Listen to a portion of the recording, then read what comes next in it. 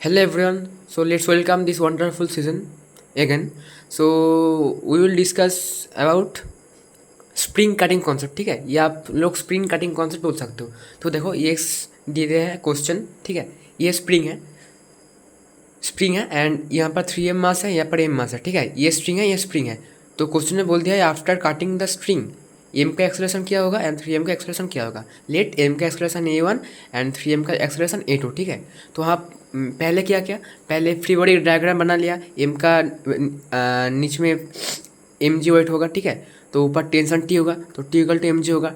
यहाँ पर पा गया t इक्वल टू mg होगा. ठीक है, अब देखो यहाँ पर t, तो यहाँ पर भी रिएक्शन पे t होगा एंड यहाँ पर 3m मास है, तो इसका वेट हो गया 3mg और ऊपर स्प्रिंग फोर्स लगेगा fs. तो देखो fs equal to t plus 3mg हो रहा है. ठीक है, जेहेतु 3m एट रेस्ट पर है, एट इक्विलिब्रियम पर है, तो fs equal to t plus 3mg हो जाएगा. तो fs equal to t plus 3mg. यहाँ पर देखो t इक्वल टू mg हम लोग पा गया हो, तो mg plus 3mg equal to 4mg. तो fs का वैल्यू आ गया 4mg. ठीक है, अब देखो आप खेल मज़ेदार होता है. आप क्या बोला है, आफ्टर कटिंग द स्ट्रिंग. तो देखो हमेशा एक ख्याल रख, हमेशा याद रखना तुम लोग. ठीक है, हमेशा याद रखना कि स्प्रिंग फोर्स जो होता है ना, स्प्रिंग फोर्स एक लेज़ी फोर्स होता है.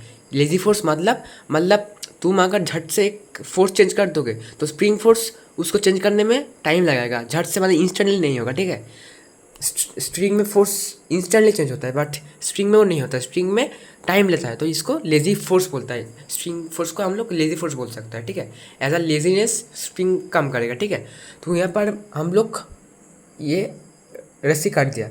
जब रस्सी काट दिया तो अब टेंशन नहीं रहा, क्योंकि रस्सी तो ढीला हो गया, टेंशन नहीं रहा. ठीक है, तो टेंशन यहाँ पर से चल गया, टेंशन चल गया.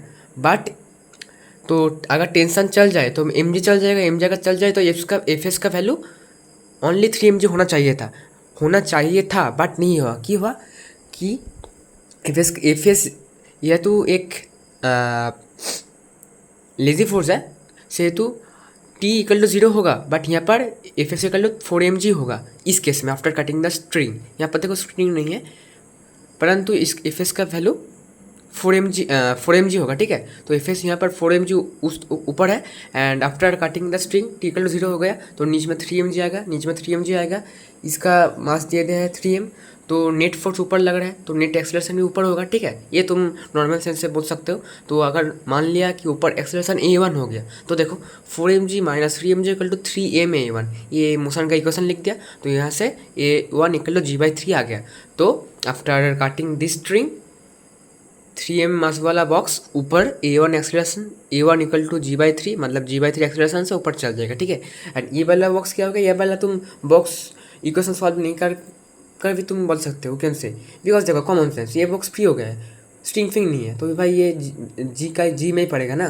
तो देखो यहाँ पर तुम यू कैन से कि mg नीचे में लग रहा है एंड बॉक्स नीचे में जा रहा है, तो इसका मार्क्स ए है, m है, तो mg इक्वल टू m है, a1 होगा यहाँ पर, इसका एक्सेलरेशन नीचे में a1, so a2 equal to g, sorry a2, तो a2 इक्वल टू g. ठीक है, तो ये जो क्वेश्चन है 3m बॉक्स ऊपर g/3 एक्सेलरेशन से जाएगा एंड m वाला बॉक्स मतलब after cutting the string 3m will move with g/3 acceleration in upper direction and after cutting the string the m mass box will move downward with g acceleration. Okay, I hope you will understand this question and solution. So if you understand, then please comment below.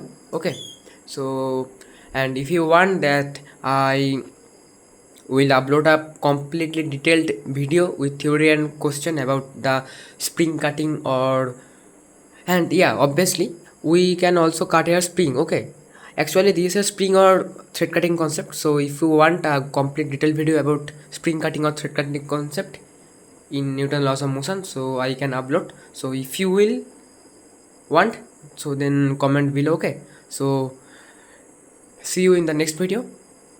तब तक के लिए टाटा.